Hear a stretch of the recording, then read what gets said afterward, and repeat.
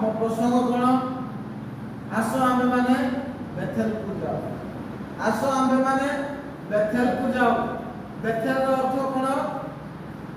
ସଦାପ୍ରଭୁଙ୍କ ବେଥେଲର ଅର୍ଥ ସଦାପ୍ରଭୁଙ୍କର ଗୃହ। ଆସ ଆମେମାନେ ସଦାପ୍ରଭୁଙ୍କର ଗୃହକୁ ଯାଉ। ସଦାପ୍ରଭୁଙ୍କର ଗୃହରେ କ'ଣ ଥାଏ? ସଦାପ୍ରଭୁଙ୍କର ଉପସ୍ଥିତି। ତାର ଅର୍ଥ ଆସ ଆମେମାନେ ସଦାପ୍ରଭୁଙ୍କର ଉପସ୍ଥିତିକୁ ଯାଉ। ଆସ ଆମେମାନେ ସଦାପ୍ରଭୁଙ୍କର ଉପସ୍ଥିତିରେ ରହୁ। ଆଜି ଗୀତ ଗୋଟେ ତେଲୁଗୁ ଗୀତ ଗାଇଲୁ। ଆମ ଭଉଣୀ ଗାଉଥିଲେ କ'ଣ?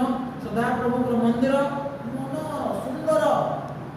ମୁଁ ତ ଏତେ ତେଲୁଗୁ ଭାଷା ବୁଝିପାରିଲି ନାହିଁ, କିନ୍ତୁ ଜାଣିପାରିଲି ସେତିକିରେ ଯେ ପ୍ରଭୁଙ୍କର ଉପସ୍ଥିତିକୁ, ପ୍ରଭୁଙ୍କର ମନ୍ଦିରକୁ ଯିବା ବିଷୟରେ ସେ ଗୀତ ଲେଖା ହେଇଛି। ଆଉ ଯେଉଁମାନେ ପ୍ରଭୁଙ୍କର ଉପସ୍ଥିତି, ପ୍ରଭୁଙ୍କର ମନ୍ଦିରକୁ ଯିବେ କି ଆଶୀର୍ବାଦ ପାଇବେ ସେ ବିଷୟରେ ମଧ୍ୟ ସେ ଗୀତ କହୁଥିଲେ। ଯେତେବେଳେ ଯାକୋବ ତାଙ୍କ ସହିତ ଥିବା ତାଙ୍କ ସ୍ତ୍ରୀମାନଙ୍କୁ, ପିଲାମାନଙ୍କୁ, ଦାସ ଦାସୀମାନଙ୍କୁ କହୁଛନ୍ତି ଆସ ଆମେମାନେ ଉଠି ବେଥେଲକୁ ଯିବା, ତାହାର ଅର୍ଥ ସେମାନେ ବେଥେଲରେ ନାହାନ୍ତି, ସେମାନେ ଆଉ କୋଉଠି ଅଟକି ଯାଇଛନ୍ତି। ଆଉ କୋଉଠି ସେମାନେ ଅଟକି ଯାଇଛନ୍ତି। କେତେକ ବିଷୟ ସେମାନଙ୍କୁ ଅଟକାଇ ରଖିଛି ପଛଆଡୁ ଜାବୁଡ଼ି ଧରିଛି। ଗତ ଦିନରେ ଆମେ ପ୍ରଭୁଙ୍କର ବାକ୍ୟ ଶିକ୍ଷା କରୁଥିଲୁ। ଏମାନେ କ'ଣ ଯେତେବେଳେ ଅଦନ ଆରାମ ସେମାନେ ଆସୁଛନ୍ତି, ସଦାପ୍ରଭୁ ପରମେଶ୍ୱର ତାଙ୍କୁ କହିଲେ ଉଠ ଯାକୋବ, ତୁମର ମିତ୍ର ପୁରୁଷଙ୍କୁ ଗୃହକୁ ତୁମେ ଯାଅ। ଯାକୋବ ଉଠି ସେ କ'ଣ କରୁଛନ୍ତି? ନିଜର ସ୍ତ୍ରୀମାନଙ୍କୁ, ପିଲାମାନଙ୍କୁ, ଦାସ ଦାସୀ, ଧନ ସମ୍ପତ୍ତି ସବୁ ଧରିକି ସେ ଘରକୁ ବାହାରିଲେ। କିନ୍ତୁ ଆସୁ ଆସୁ ସେ କୋଉଠି ପହଞ୍ଚି ଯାଉଛନ୍ତି? ସିକିମରେ ପହଞ୍ଚି ଯାଉଛନ୍ତି। ସିକିମରେ ସେ ଅଟକି ଯାଇଛନ୍ତି। ବର୍ତ୍ତମାନ ସିକିମରେ ସେ କ'ଣ କଲେ? ଗୋଟେ ଜାଗା କିଣିଲେ, ଗୋଟେ ଘର ତମ୍ବୁ ବନେଇଲେ। ସେ କୋଉଠିକୁ ଯିବାର ଥିଲା? ବେଥେଲକୁ ଯିବାର। ପରମେଶ୍ୱରଙ୍କର ଉଦ୍ଦେଶ୍ୟରେ ଯେଉଁ ମାନତ କରିଛନ୍ତି ବେଥେଲକୁ ଯିବି, ବେଥେଲ ମୋର ସଦାପ୍ରଭୁ ପରମେଶ୍ୱରଙ୍କ ଗୃହ ବୋଲି ସେ କହିଛନ୍ତି। ବେଥେଲକୁ ନ ଯାଇକି ବର୍ତ୍ତମାନ ସେ କୋଉଠି? ସିକିମରେ। ସେ ସିକିମର 33 ପର୍ବର 18 ପଦ ଲେଖା ଅଛି। ସେ ପଦ୍ମନାରାୟଣରୁ ବାହାରି ସିକିମରେ କୁଶଳରେ ପହଞ୍ଚିଲେ। ଯଦି ଆମେ 28 ପର୍ବର 18 19 ଯଦି ପଢିବା ସେଟା ଲେଖା ଅଛି, ଯାହାକୁ କହୁଛନ୍ତି ପ୍ରଭୁ ଯେବେ ମୁଁ କୁଶଳରେ ମୋର ପିତୃ ପୁରୁଷଙ୍କ ଗୃହକୁ ମୁଁ ନେଉଟି ଯିବି, ଫେରିଯିବି। କୁଶଳରେ ଲୋକ କୋଉଠୁକୁ ଆସିଲେ? ସିକିମକୁ ଆସିଲେ, କିନ୍ତୁ ବେଥେଲକୁ ଯାଇନାହାନ୍ତି। ଯେତେବେଳେ ଆମ ଜୀବନରେ କୁଶଳ ଅଛି, ଆମେ ଭଲ ଅଛୁ, ସମସ୍ତ ବିଷୟ ଠିକ ଠାକ ଚାଲିଛି, ରୋଗ ନାହିଁ, ବେମାର ନାହିଁ, ସମସ୍ୟା ହଟିଗଲା, ଆମେ କ'ଣ କରୁଛୁ? ପ୍ରଭୁ ଘରକୁ ଯିବାକୁ ଆଶ୍ରି ଯାଉଛୁ। ଆଉ କି ନାହିଁ? ଯଦି ସମସ୍ତେ ଅଛି ପ୍ରଭୁ ପ୍ରଭୁ ପ୍ରଭୁ ପାଳକୁ ଡାକ, ପାଳକୁ ଡାକ। ସମସ୍ୟା ନାହିଁ, ଆମେ ଆମର ଆଡେ। ରୋଗ ନାହିଁ, ଆମେ ଆମର ଆଡେ। ବେମାର ନାହିଁ, ଆମେ ଆମର ଆଡେ। କିନ୍ତୁ ସମସ୍ୟା ଆଇଲା ବେଳକୁ ଆମେ ପ୍ରଭୁ ପ୍ରଭୁ। ଦେଖନ୍ତୁ ଗତ 2 ସପ୍ତାହ ମୁଁ ଏ ବିଷୟ ଆପଣଙ୍କୁ ବାରମ୍ବାର କହିକି ଆସିଛି। ଆଉ ଏ ବାକ୍ୟ ଆମ ସମସ୍ତଙ୍କ ପାଇଁ ରିଲେଭେଣ୍ଟ, ସମସ୍ତଙ୍କ ପାଇଁ ଏହି ବାକ୍ୟଟି ପ୍ରଯୁଜ୍ୟ, ଆବଶ୍ୟକର ବାକ୍ୟ, ଜାଣିବାର ବାକ୍ୟ। ଲୋକ କୁଶଳରେ ସିକିମରେ ପହଞ୍ଚି ଯାଇଛି। କାହିଁକି ସେ କୁଶଳରେ ପହଞ୍ଚିଲେ ଜାଣିଛୁ? ସେ ପ୍ରଭୁଙ୍କ ନିକଟରେ ପ୍ରାର୍ଥନା କରିଥିଲେ, ମାନତ କରିଥିଲେ, ପ୍ରଭୁ ମୁଁ କୁଶଳରେ ଯଦି ପହଞ୍ଚିବି, ବେଥେଲକୁ ଯିବି, ବେଥେଲ ସଦାପ୍ରଭୁଙ୍କର ଗୃହ ହେବ, ପରମେଶ୍ୱରଙ୍କ ଗୃହ ହେବ। ମୁଁ ସେଠାରେ ତୁମର ଉଦ୍ଦେଶ୍ୟରେ ବଳି ଉତ୍ସର୍ଗ କରିବି, ଆଉ ମୁଁ ଦଶମାଂଶ ଦେବି। ଏଇଟା ତାଙ୍କର ମାନକ ଥିଲା। ଆଜି ପୁସ୍ତକ 28 ପର୍ବର 18ରୁ 22 ପଦ ମଧ୍ୟରେ ଆମେ ଦେଖିପାରିବା ସେ ଗୋଟେ ନିଷ୍ପତ୍ତି ନେଇଥିଲେ। ପ୍ରଭୁ ତାଙ୍କୁ ବହୁତ ଦୋଷାରୋପ ରକ୍ଷା କଲେ 20 ବର୍ଷ ଯାକ। ତାର ଭାଇଠାରୁ ପ୍ରଭୁ ତାଙ୍କୁ ଉଦ୍ଧାର କଲେ। ଲାବାନଙ୍କ ଘରେ ତାଙ୍କୁ ସ୍ତ୍ରୀମାନଙ୍କୁ ଦେଲେ, ପିଲାମାନଙ୍କୁ ଦେଲେ। ଆଉ ଏବେ ଧନ ସମ୍ପତ୍ତି 2 ଦଳ ହେଇଛି ବୋଲି ସେ ଲୋକ କହୁଛି। ଏତେ ସବୁ ଅଛି, ଧନ ସମ୍ପତ୍ତି ସବୁ କିଛି ଅଛି ତାର। ଏବେ ଆଗ ସେ କ'ଣ କହିଲେ? ମୁଁ ଜଷ୍ଟି ଜ୍ଞାନୀ ଜର୍ଦ୍ଦନ ପାର ହେଲି ପ୍ରଭୁ, ଏଇଟା ପାଇବାର ମୋର ଯୋଗ୍ୟ ନଥିଲା, ଏଇଟା ପାଇବାର ମୋର ଯୋଗ୍ୟ ନଥିଲା। ମୁଁ ଗୋଟେ ଜଷ୍ଟି ଜ୍ଞାନୀ ଥିଲି, ତୁମେ ମୋତେ 2 ଦଳ କରିଛ। Hallelujah hallelujah. ତୁମେ ମତେ ଦୁଇ ଦଳ କରିଛ, ଦୁଇ ଦଳ ହେଲା ମତେ ଭୁଲି ଯାଇଛନ୍ତି। ଜଣେ ଲୋକ ଚାଲି ଚାଲି ବୁଲୁଥିବ, ଖ୍ରୀଷ୍ଟିଆନ ଲୋକ ପ୍ରାର୍ଥନା କରିବ ସାଇକେଲ ଟି କିଣିବା ପାଇଁ, ପ୍ରଭୁ ଅନୁଗ୍ରହ କରି ମୋଟର ସାଇକେଲ ବି ଦେବେ, ପ୍ରଭୁ ଅନୁଗ୍ରହ କରି ଗୋଟେ ଗାଡ଼ିଟେ ବି ଦେବେ। କିନ୍ତୁ ଯେତେବେଳେ ସେ ସେଇ କୁଶଳତାରେ ସେ ବୁଲିବ, ଆରାମରେ ସେ ବୁଲିବ, ପ୍ରଭୁକୁ ପାଶରି ଯିବ, ପ୍ରଭୁକୁ ପାଶରି ଯିବ। ମନେ ରଖନ୍ତୁ, ଆପଣ ଆଉ ମୁଁ ଯେବେ ଆମେ ପ୍ରଭୁଙ୍କୁ ପାଶରି ଯିବା, ପ୍ରଭୁଙ୍କୁ ଆମେ ଭୁଲି ଯିବା, ପ୍ରଭୁ ଭଲରେ ଜାଣନ୍ତି ଆମକୁ କଣ କରିବା ପାଇଁ, ନେଉଟେଇ ଆଣିବା ପାଇଁ, ଆମକୁ ତାଙ୍କର ନିକଟବର୍ତ୍ତୀ କରିବା ପାଇଁ ପ୍ରଭୁ ଭଲରେ ଜାଣନ୍ତି। ପ୍ରଭୁ ଆଗେ କଥା କହିବେ, ଯଦି ଆମେ ତାଙ୍କ କଥା ଶୁଣିକି ଫେରୁନୁ, ତାହେଲେ ସେ କଣ କରିବେ, ସମସ୍ୟା ଆମ ଜୀବନରେ ଆଣିକି ଆମକୁ ଫେରେଇବେ। ସମସ୍ୟା ଆସିବ କାହିଁକି? ସେ ଆମମାନଙ୍କୁ ପରିତ୍ୟାଗ କରିଦେବେ, ଆମକୁ ଛାଡ଼ିଦେବେ, ଯେବେ ସମସ୍ୟା ଆସିବ। ଏମିତି ନାହିଁ ବେଳେ ବେଳେ ପ୍ରଭୁ କଣ କରନ୍ତି, ସମସ୍ୟା ମଧ୍ୟ ପଠେଇବେ। ତାର ଅର୍ଥ ଅନୁମତି ଦେବେ ସମସ୍ୟାକୁ, ତୁମେ ତାର ଜୀବନରେ ଯାଅ। ଶୈତାନକୁ ଅନୁମତି ଦେବେ, ତୁମେ ଯାଇ ତାକୁ କଣ କର, ତୁମେ ତାକୁ ପରୀକ୍ଷା କର। ପ୍ରଭୁ ଅନୁମତି ଦେଇଦେଲେ ସବୁ ହେବ। ପ୍ରଭୁଙ୍କର ବିନା ଅନୁମତିରେ କିଛି ହୁଏ ନାହିଁ। ବାକି ସକାଳ ବର୍ଷା ବି ପ୍ରଭୁଙ୍କର ବିନା ଅନୁମତିରେ ହେଇନାହିଁ। ତେଣୁ ପ୍ରିୟ ପ୍ରଭୁଙ୍କର ଲୋକମାନେ, ଏଇ ଗୋଟେ ବିଷୟ ମୁଁ ଆପଣମାନଙ୍କୁ କହିବା ପାଇଁ ଚାହୁଁଛି। ଆଜି ସକାଳ ସମୟରେ ଯାକୋବ ଯେତେବେଳେ ସବୁ କିଛି ଠିକ ଠାକ ଅଛି, ସେ ପ୍ରଭୁଙ୍କୁ ଭୁଲି ଦେଇଛି। ପ୍ରଭୁ କହିବାରୁ ସେ କୋଉଠୁ ଆରମ୍ଭ କଲେ, ପାଦନ ଆରମ୍ଭ ଯାତ୍ରା ଆରମ୍ଭ କରିକି ଆସୁଛନ୍ତି। ବେଥେଲକୁ ନ ଯାଇକି ସିକିମ୍ ରହୁଛନ୍ତି। ଆମ ଜୀବନରେ କେତେକ ବିଷୟ ଅଛି ଆମକୁ ଅଟକାଉଛି। ପ୍ରାର୍ଥନା ଯିବାରୁ, ଗୀର୍ଜା ଯିବାରୁ, ଉପାସନା ଯିବାରୁ ଆମମାନେ କଣ କରିବା, ସତର୍କ ହେବା, ସାବଧାନ ହେବା। ଆମେ ଆଉ ଗୋଟିଏ ସମସ୍ୟା ଆମ ଜୀବନରେ ଆସୁ, ଆମେ ପ୍ରଭୁ ନିକଟରେ ଯିବୁ, ପ୍ରଭୁଙ୍କ ନିକଟରେ ପ୍ରାର୍ଥନା କରିବୁ, ଉପବାସ କରିବୁ, ପାଳକ ପାଖକୁ ଯିବୁ। ସେଇଟା ଭାବନ୍ତୁ ନାହିଁ, ବିଲକୁଲ ଭାବନ୍ତୁ ନାହିଁ। এই লোকের জীবনে যদি সমস্যা আসে না থাকতা, তাহলে লোক সিকিমে থাকতা, হ্যাঁ কি নাই? যাকুবর জীবনে যদি সমস্যা আসে না থাকতা, তাহলে যাকুব সিকিমে হি থাকতা। কাহিঁকি কুহতু তো, সিকিমে সে জায়গা মনে কিনে আদি পুস্তকতার 33 পর্বর 19 পদর লেখা আছে। এ কোন করছন্তি, সিকিমକୁ ଆସିଲା ପରେ ସିକିମରେ ଗୋଟେ ଜାଗା କିଣିଲେ। ତାର ଅର୍ଥ ଏ ଲୋକ ସିକିମ ସେଟଲ ହେବା ପାଇଁ ଚାହୁଁଛି। ଦେଖ, ସିକିମରେ ସେଟଲ ହେବା ପାଇଁ ଚାହୁଁଛି। ଯଦି ତାଙ୍କର ଜୀବନରେ ସମସ୍ୟା ଆସିନଥାନ୍ତା, ସିକିମରେ ବଢିଆରେ ବାସ କରିଥାନ୍ତା। ଯଦି 34 ପର୍ବରେ କଣ ହେଇଛି, ତାଙ୍କର ଜୀବନରେ ଦୁର୍ଦଶା ଆସିଛି, ତାଙ୍କ ଜୀବନରେ ସମସ୍ୟା ଆସିଛି। ତାଙ୍କର ଝିଅକୁ ଜଣେ ଲୋକ ଘରକୁ ନେଇଗଲା, ଆଉ ତାର ସହିତ ଦୁଷ୍କର୍ମ କଲା। ତେଣୁ ସେ କଣ, ସିକିମ ଛାଡ଼ିବାକୁ ବାଧ୍ୟ ହେଲା। ତାର ଦୁଇଟା ପୁଅ ଯାଇକି ସିକିମର ଲୋକମାନଙ୍କୁ ମାରି ପକାଇଲେ। ସିମିୟନ ଆଉ ଲେଭି, ଏମିତି ଗୋଟେ ସମସ୍ୟା ଦୁର୍ଦଶା ଆସିଲା, ସିକିମ ଛାଡ଼ିବାକୁ ବାଧ୍ୟ ହେଲା। ତେଣୁ ପ୍ରିୟ ପ୍ରଭୁଙ୍କର ଲୋକମାନେ, ଉଷ୍ଣତାରେ ଥିବା ସମୟରେ ଆମେ ପ୍ରଭୁକୁ ଭୁଲିବା ନାହିଁ। ସମସ୍ୟାକୁ ଅପେକ୍ଷା କରିବା ନାହିଁ। ସମସ୍ୟା ହେଲେ ମୁଁ ପ୍ରଭୁ ଡାକୁଛି, ଏ ବାକ୍ୟକୁ ଭଲରେ ଆପଣ ଧ୍ୟାନ କରନ୍ତୁ। ସେ ଭଲରେ ନେଇକି ଆସିଲା। ତାର ଭାଇ ବହୁତ ଲୋକ, 400 ଲୋକ ଲେଖା ଅଛି, 400 ଲୋକକୁ ନେଇକି ସେ ଯାଇଛି। କିଏ? ବିଶ୍ୱ। ତାର ଭାଇ 400 ଲୋକକୁ ଧରିକି ଯାଇଛି ଭେଟିବା ପାଇଁ। କାହାକୁ? ଯାକୁବ। ପ୍ରଭୁ ତାକୁ ରକ୍ଷା କରି ଯାକୁବ ହସ୍ତ କୁଶଳରେ ଏ ଲୋକ କିଣାର ସିକିମ ପହଞ୍ଚିଲା। ବେଥେଲକୁ ଯିବାର ନାହିଁ, ତାଙ୍କ ଘରକୁ ବି ଯିବାର ନାହିଁ। ତାର ମା ବାପା କୋଉଠି ଅଛନ୍ତି? ବେର୍ସେବାରେ ଅଛନ୍ତି। ବେର୍ସେବା ଯିବାର ନାହିଁ, ବେଥେଲ ଯିବାର ନାହିଁ। ସିକିମରେ ଗୋଟେ ଜାଗା କିଣିକିରି ଗୋଟେ ବଢିଆ ଘର ବନେଇକିରି ସମସ୍ୟା। ତାର ଝିଅ ଗୋଟେ ଦିନ ଗାଁର ଝିଅମାନଙ୍କ ରାସ୍ତାରେ ବୁଲିବା ପାଇଁ ଯାଉଛି। ଗାଁର ମୁଖିଆ ଲୋକର ପୁଅ, ପ୍ରମୁଖ ଲୋକର ପୁଅ ସେ ଝିଅକୁ ଦେଖିକିରି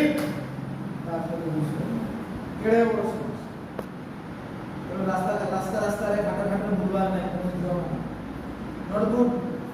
ନଟ୍ ଗୁଡ୍ ଏପଟେ କିଏ ବୁଲୁନାହାନ୍ତି, ବହୁତ ବଢ଼ିଆ କଥା। ବୁଲିବାଟା ଭଲ ନାହିଁ, ରାସ୍ତା ଭଲ ନାହିଁ, ଏ ରାସ୍ତାରେ ବୁଲିବାର ନାହିଁ, କିଏ ବୁଲିବି କିଏ କମେଡ଼ି କିଏ କ'ଣ କରିବି ବୁଲି ଯାଉଛନ୍ତି।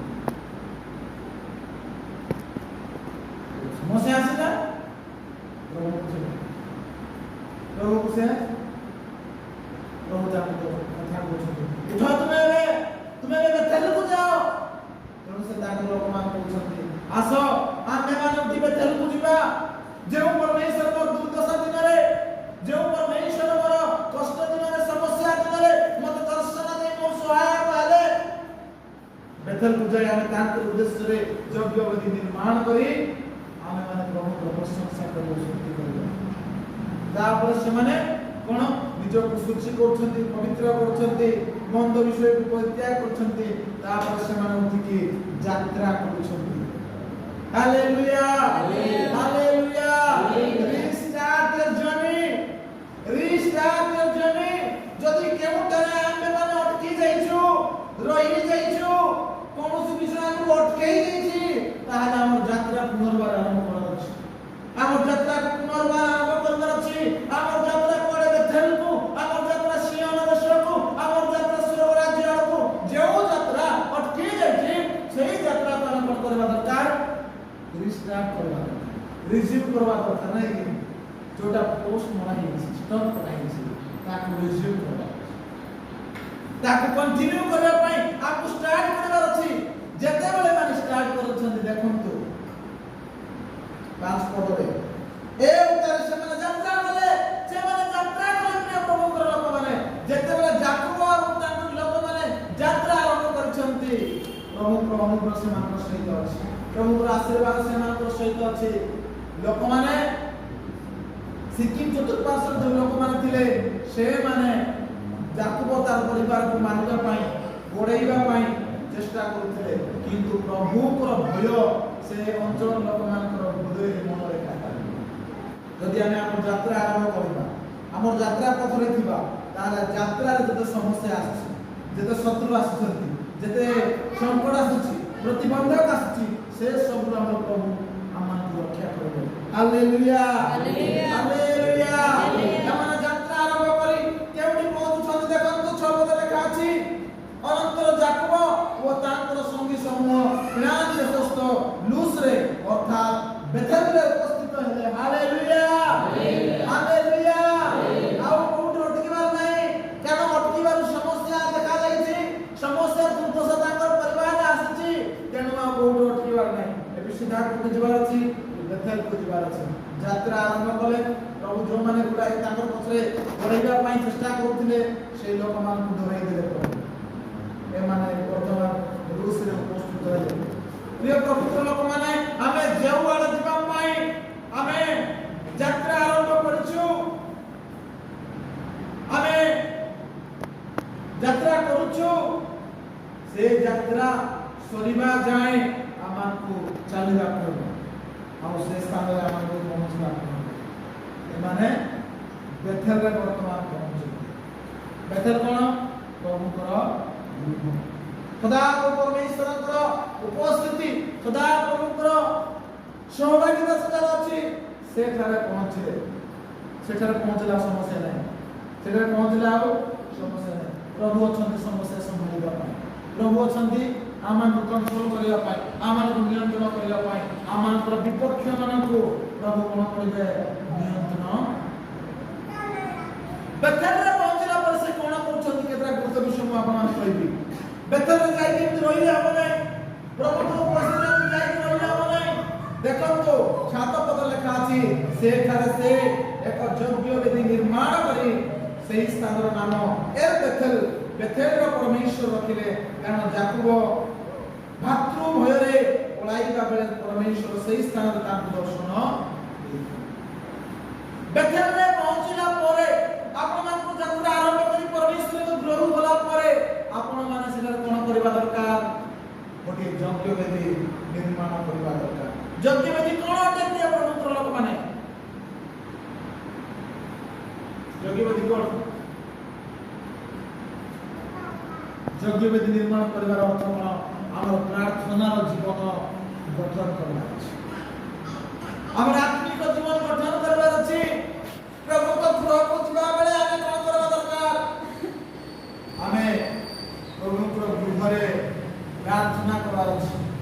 ତାଳି ବଜେଇବାର ଅଛି, ଗୀତ ଗାଇବାର ଅଛି, ପ୍ରଭୁଙ୍କର ବାକ୍ୟ ଶୁଣିବାର ଅଛି।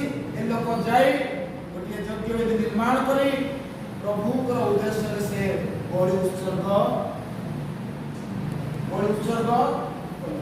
ଏବେ ଆଶୀର୍ବାଦ ବେଥେଲକୁ ଗଲା ପରେ ଆଶୀର୍ବାଦ ତାଙ୍କ ଜୀବନରେ କ'ଣ ଆସିଛି ମୁଁ ଆପଣମାନଙ୍କୁ କହିବି। ପ୍ରଥମ ଆଶୀର୍ବାଦ କ'ଣ? ପ୍ରଭୁ ତାଙ୍କୁ ପୁନର୍ବାର ଦର୍ଶନ ଦେଲେ। ଦ୍ୱିତୀୟ ଥର ପାଇଁ ପ୍ରଭୁ ତାଙ୍କୁ ଦର୍ଶନ ଦେଉଛନ୍ତି। ଦେଖନ୍ତୁ 9 ପଦରେ ଦେଖନ୍ତୁ, ଅନନ୍ତର ଯାକୋବ ପଦନ ଆରାମ ଠାରୁ ବାହୁଡ଼ି ଆସନ୍ତେ ପରମେଶ୍ୱର ପୁନର୍ବାର ଦର୍ଶନ ଦେଇ ତାଙ୍କୁ ଆଶୀର୍ବାଦ କଲେ। Hallelujah hallelujah. ସେ ଯେତେବେଳେ ପଦନ ଆରାମ ଗଲା ବେଳକୁ ବେଥେଲରେ ଦର୍ଶନ ପାଇଥିଲେ ପ୍ରଭୁଙ୍କର, ଆଉ ସେ ପଦନ ଆରାମରେ ଦର୍ଶନ ପାଇନାହାନ୍ତି 20 ବର୍ଷରେ ଆଉ ଦର୍ଶନ ନାହିଁ। କିନ୍ତୁ ଯେତେବେଳେ ପଦନ ଆରାମ ପୁଣି ଥରେ ସେ ବେଥେଲକୁ ଆସୁଛନ୍ତି, ଯେଉଁ ସଦାପ୍ରଭୁଙ୍କର କୃପା ଏବଂ ଉପସ୍ଥିତିରେ ସେ ଦର୍ଶନ ପାଇଥିଲେ, ସେ ଦର୍ଶନ ପୁନର୍ବାର ବେଥେଲକୁ ଆସିଲା ପରେ ହିଁ ହେଉଛି। ତାର ଅର୍ଥ ପ୍ରିୟ ପ୍ରଭୁଙ୍କର ଲୋକମାନେ, ଆମେ ଯେତେବେଳେ ପ୍ରଭୁଙ୍କର ଉପସ୍ଥିତିରେ ରହିବା, ପ୍ରଭୁଙ୍କର ସାନ୍ନିଧ୍ୟରେ ରହିବା, ସେତେବେଳେ ଆମେ ପ୍ରଭୁଙ୍କର କଥା ଶୁଣିପାରିବା, ପ୍ରଭୁଙ୍କର ଦର୍ଶନ ପାଇପାରିବା, ପ୍ରଭୁଙ୍କର ଆଶୀର୍ବାଦ ପାଇପାରିବା। ପ୍ରଭୁଙ୍କର ନିକଟବର୍ତ୍ତୀ ହେଲେ ହିଁ ଆମେ ପ୍ରଭୁଙ୍କ ଠାରୁ ମଙ୍ଗଳ ଦାନ କଲ୍ୟାଣ ବିଷୟ ଆମେ ପ୍ରାପ୍ତ ହେଇପାରିବା। ପ୍ରଭୁଙ୍କ ଠାରୁ ଦୂରକୁ ଗଲେ ଆମେ ପାଇପାରିବା ନାହିଁ। ଯାକୋବ କେତେ ବର୍ଷ ପାଇଁ ପାଦର ଆରମ୍ଭରେ ଥିଲେ? କେତେ ବର୍ଷ? କେତେ? 20 ବର୍ଷ। କେତେ ବର୍ଷ? 20 ବର୍ଷ ଦର୍ଶନ ନାହିଁ। 20 ବର୍ଷ ଦର୍ଶନ ନାହିଁ। ଯେତେବେଳେ ପ୍ରଭୁ ଯେଉଁ ଜାଗାରେ ତାଙ୍କୁ ଦର୍ଶନ ଦେଇଥିଲେ, ସେ ଯେଉଁ ମାନବ କରିଥିଲେ ପ୍ରଭୁ ଏଇ ଜାଗାକୁ ଫେରିକି ଆସିବି, ଯେତେବେଳେ ସେ ପଦନାରାୟଣରୁ ସେଇ ଜାଗାକୁ ପୁଣି ଥରେ ଫେରି ଆସିଛନ୍ତି, ପ୍ରଭୁ ତାଙ୍କୁ ଦର୍ଶନ ଦେଇ କଥା କହୁଛନ୍ତି, ଆଶୀର୍ବାଦ କରୁଛନ୍ତି। Hallelujah hallelujah. ପ୍ରଭୁଙ୍କର ଲୋକମାନେ, ଆମେ ଯେଉଁ ଜାଗାରେ ଅଟକିଛୁ ସେ ଜାଗାକୁ ଯେତେବେଳେ ଆମେ ଯାତ୍ରା ଆରମ୍ଭ କରି ଆମେ ପ୍ରଭୁଙ୍କର ଉପସ୍ଥିତିକୁ ଯାଇ ଆମେ ଯଜ୍ଞ ବେଦୀ ନିର୍ମାଣ କରୁ, ଅର୍ଥାତ୍ ଆମେ ପ୍ରାର୍ଥନା କରୁ, ପ୍ରଭୁଙ୍କର ନବ ଶୁଣୁ, সেই ସମୟରେ ପ୍ରଭୁ ଆମକୁ ଦର୍ଶନ ଦେବେ, ପ୍ରଭୁ ଆମକୁ କଥା କହିବେ।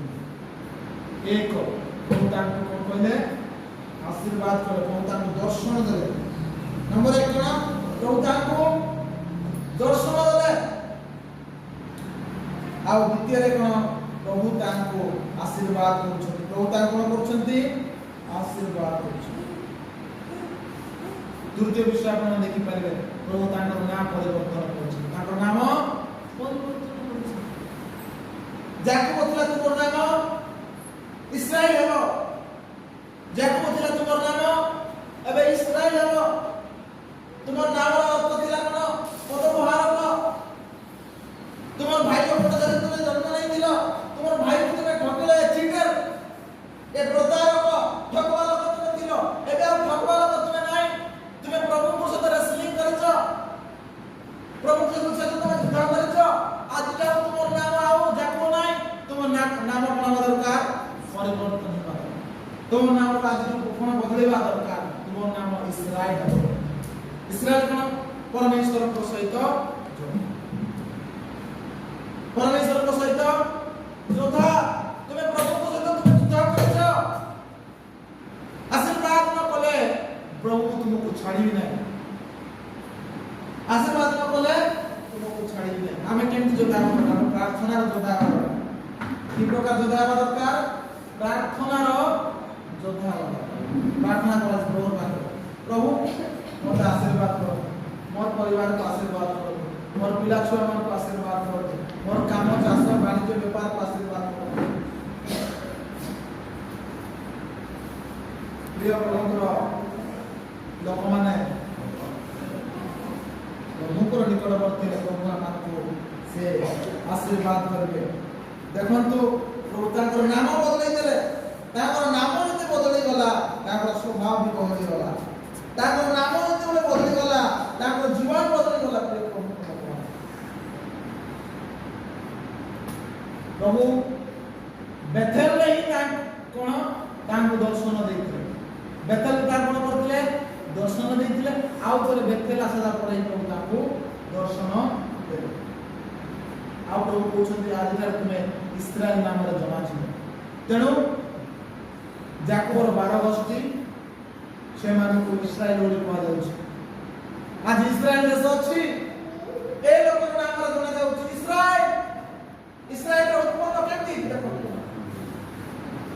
आज इस्राएल देश पैलेस्टाइन गाजा सहित युद्ध चलछि देखो तो प्रिय प्रभु लोक माने इस्राएल होछि जाकोबर नाम आ जाकोबर नाम अनुसार कोनेला गोटिए देश गोटे देश परमेश्वर ताको कहले आम्बे सर्वशक्तिमान परमेश्वर तुम्बे प्रजावंत हो बहुवंश हो तुम मोटर एक गोष्ठी वरन गोष्ठी समाज उत्पन्न हेबे पुणी तुम कोटि देशरु राजा जात हेबे पुणी आम्बे अब्राहम इसहाक जो देश दान करियछु सेही देश तुमको ओ तुम भविष्य वंश को देबा सेही स्थान रे तांको सहित एर तो कथावार्ता करी परमेश्वर तांको निकटरू उद्धव गमन कले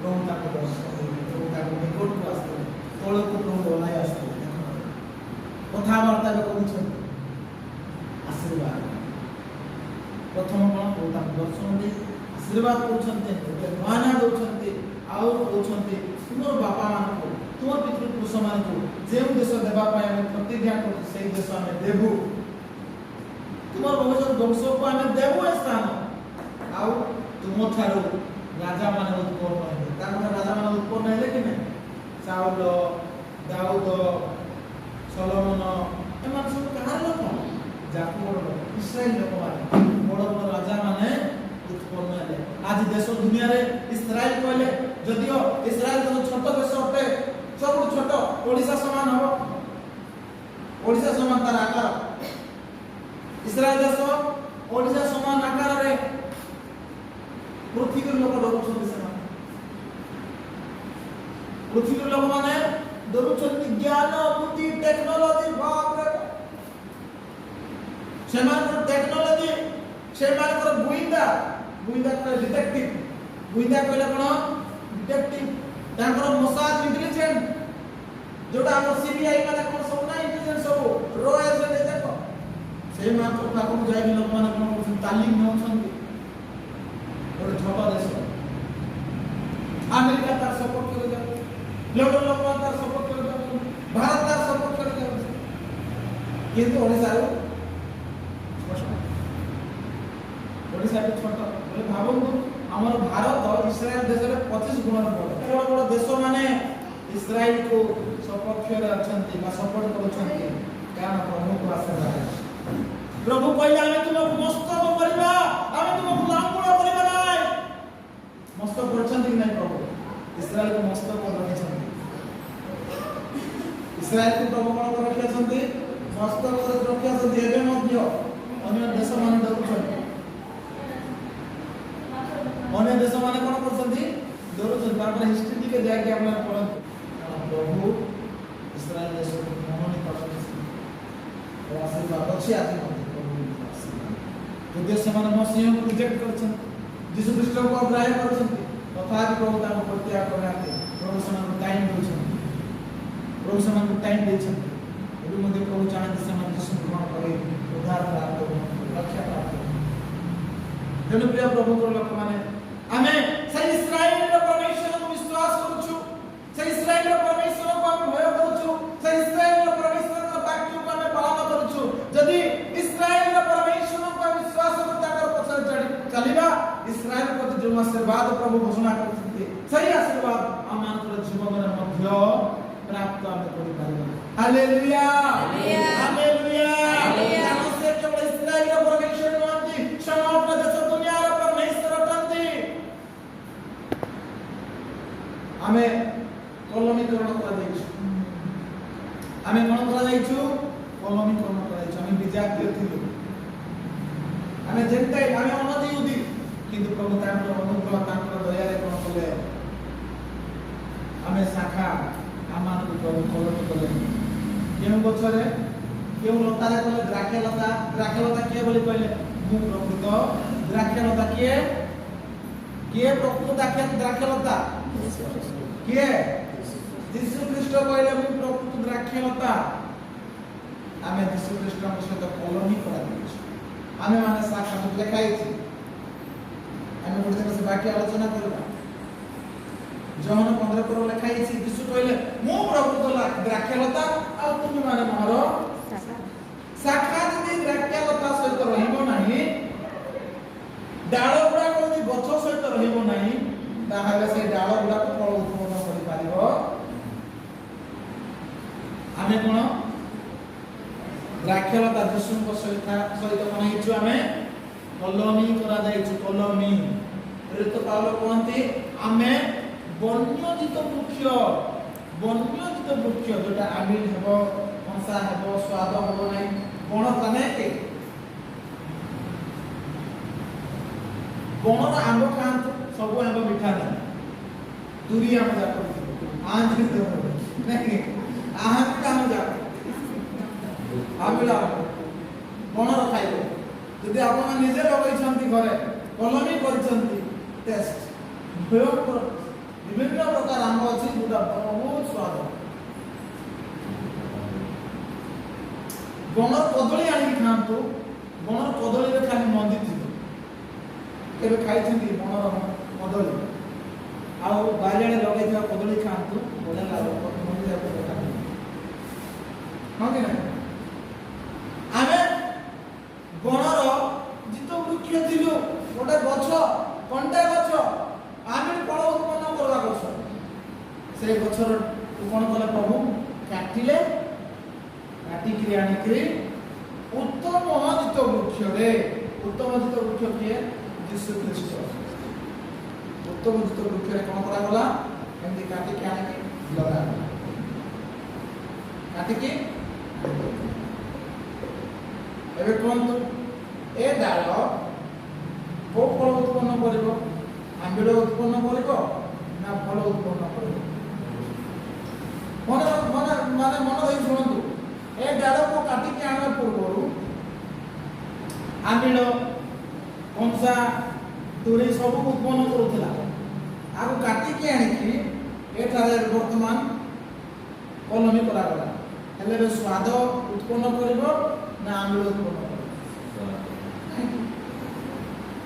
ଏବେ ଆମେ ଆମ ଗାଁ ମାନଙ୍କରେ ଯୋଉ ଆମ୍ବ ଗଛ ଯାକ ଆମେ ରୋପଣ କରୁଛୁ ସେ ଆମ୍ବ ଗଛକୁ ଆମେ କେମିତି କଲମୀ କରୁଛୁ ଭଲ ମିଠା ଆମ୍ବ ଗଛର ଡାଳ ଆଣୁଛୁ ନା ଆମ୍ବିଳ ଗଛର ଡାଳ ଆଣୁଛୁ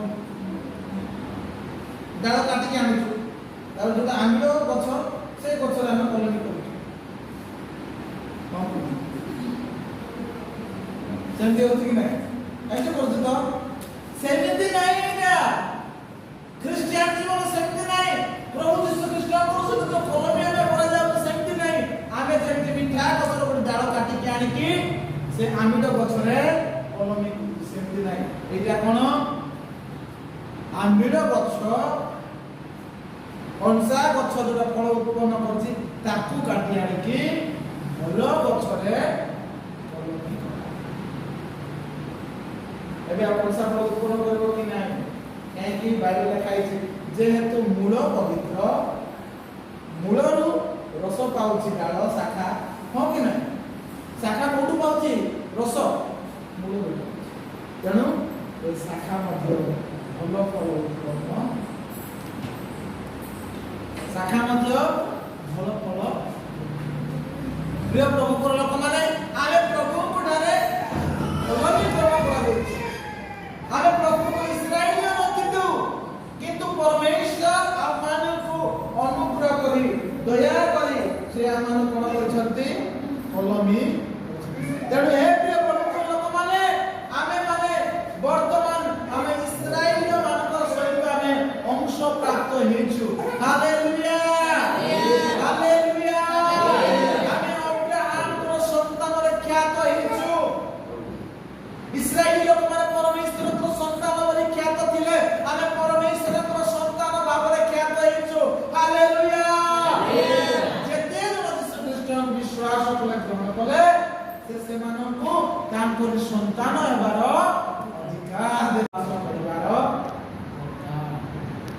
ଯେତେବେଳେ ସେ ବେତେଲକୁ ଫେରି ଆସୁଛନ୍ତି ଯାକବ, ପ୍ରଭୁ ତାଙ୍କୁ ଦର୍ଶନ ଦେଲେ, ପ୍ରଭୁ ତାଙ୍କୁ ଆଶୀର୍ବାଦ କଲେ, ଗୋଟେ ନୂଆ ନାଁ ଦେଲେ, ଆଉ କହିଲେ ତୁମଠାରୁ 10ଟି ମାନେ ଉତ୍ପନ୍ନ ହେବେ, ତୁମଠାରୁ ରାଜା ଉତ୍ପନ୍ନ ହେବେ।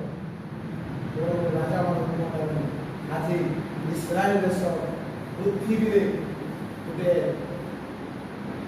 ସୁଖ୍ୟାତ ଏକ ପ୍ରସିଦ୍ଧ ଦେଶ। ଲୋକମାନେ ଡରୁଛନ୍ତି, ଅନେକ ଲୋକ ଏହି ସଂକଟ କରୁଛନ୍ତି। ତେଣୁ ପ୍ରିୟ ପ୍ରଭୁଙ୍କ ଲୋକମାନେ, ଆମେ ଯେତେବେଳେ ଉଠି ବେଥେଲକୁ ଯିବା, ପ୍ରଭୁଙ୍କର ଉପସ୍ଥିତିକୁ ଯିବା, ପ୍ରଭୁଙ୍କର ଉପସ୍ଥିତିରେ ଆମେ ରହିବା, ପ୍ରଭୁ ଆମକୁ ଆଶୀର୍ବାଦ କରିବେ। ଯଦି ଆମେ ପ୍ରଭୁଙ୍କ ଉପସ୍ଥିତିରେ ରହିବା ନାହିଁ, ସମସ୍ୟା ଆସିବ। କେମିତି ସମସ୍ୟା ଆସିବ ଆପଣମାନେ ଦେଖିବେ। ତେଣୁ ପ୍ରିୟ ପ୍ରଭୁଙ୍କ ଲୋକମାନେ, ଆସୁ ଆମେ ଉଠି ଆମେ ବେଥେଲକୁ ଯିବା, ଆମେ ଯୀଶୁଙ୍କ ନିକଟକୁ ଯିବା, ଆମେ ଯୀଶୁଙ୍କ ପାଖରେ ରହିବା। ପ୍ରଭୁ ଯୀଶୁ ଆମ ପାଇଁ କରିଛନ୍ତି, ସେ ଆମକୁ ଶୁଦ୍ଧ କରିଛନ୍ତି, ପବିତ୍ର କରିଛନ୍ତି। ସେ କହିଛନ୍ତି ଆମେ ପୁନର୍ବାର ଆସିବା, ଆଉ ଆମେ ଯୋଉ ଜାଗାରେ ରହୁଛୁ ଆମେ ସେ ଜାଗାକୁ ନେଇକି ଯିବୁ। ଆମର ଯାତ୍ରା କୁଆଡ଼େ? ସ୍ୱର୍ଗରାଜ୍ୟ।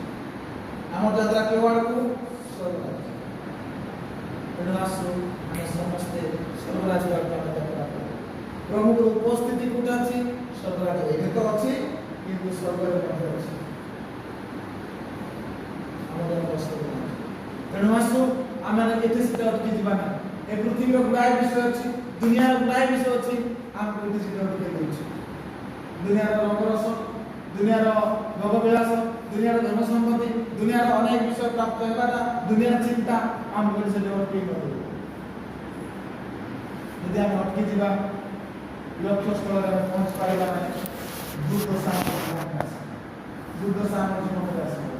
ଯାକବ ଜୀବନରେ ଏଡ଼େ ବଡ଼ ଦୁର୍ଦଶା ଆପଣ ମିଳିପାରିବେ। ତାର ଝିଅର ବଳାତ୍କାର ହେଲା, ତାର ପୁଅ ଦିଟା ଯାଇକି ଲୋକମାନଙ୍କୁ ମାରି ପକାଇଲେ, ଜୀବନ ହତ୍ୟା କଲେ। ଏମିତି ଘଟଣା ମିଳିପାରେ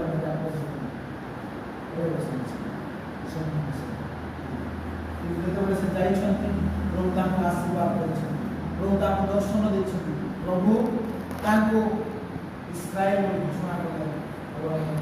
ତାଙ୍କର ଆଶୀର୍ବାଦ ଆମେ ଦେଖିପାରୁଛୁ। ତାଙ୍କର ବଂଶରେ ଯୀଶୁଖ୍ରୀଷ୍ଟ ଜନ୍ମ ହେଲେ, ଆଉ ଆଜି ଆମେ ସମସ୍ତେ ଆତ୍ମିକ ଭାବରେ ଇସ୍ରାଏଲର ଅଂଶୀଦାର। ଇସ୍ରାଏଲର ଆମେ ଅଂଶ, ପ୍ରଭୁଙ୍କର ସନ୍ତାନ ସନ୍ତତି ଅଟୁ, ପ୍ରଭୁଙ୍କର ଲୋକ ଆମେ। ନହେଲେ ଆମେ ପ୍ରଭୁଙ୍କର ଲୋକ ହେବାର ଯୋଗ୍ୟ ନୁହେଁ। କେବଳ ଯୀଶୁଙ୍କୁ ବିଶ୍ୱାସ କରିବାରୁ, ଯୀଶୁଙ୍କୁ ଆମେ ଗ୍ରହଣ କରିଥିବାରୁ ଆଜି ମଧ୍ୟ ଆମେ କ'ଣ ହେଇପାରିଛୁ? ଆମେ ମଧ୍ୟ ଆଜି ଯୀଶୁଖ୍ରୀଷ୍ଟଙ୍କର ନାଁରେ, ଯୀଶୁଖ୍ରୀଷ୍ଟଙ୍କର ଦ୍ୱାରା ଇସ୍ରାଏଲ ଲୋକମାନଙ୍କ ସହିତ ଆମେ ଅଂଶ ପ୍ରାପ୍ତ ହେଇଛୁ। ପ୍ରଭୁ ପରମେଶ୍ୱରଙ୍କର ସନ୍ତାନ ସନ୍ତତି ହେବାର ଅଧିକାର ପାଇଛୁ। ତେଣୁ ଆସୁ ଉଠି ଆମେ ପରମେଶ୍ୱରଙ୍କ ଉପସ୍ଥିତିକୁ ଯିବା, ଉଠି ଆମେ ପରମେଶ୍ୱରଙ୍କର ଗୃହକୁ ଯିବା, ଉଠି ଆମେ ପରମେଶ୍ୱର ରହିବା ପବିତ୍ର ସ୍ଥାନ ସ୍ୱର୍ଗ ଆଡ଼କୁ ଆମେ ଯାତ୍ରା କରିବା। ଆଶୀର୍ବାଦ ପ୍ରଭୁ এই বাক্য প্রতি ଆମ ସମସ୍ତଙ୍କୁ ବଳ ଆଶୀର୍ବାଦ କରନ୍ତୁ। ଆମେନ୍।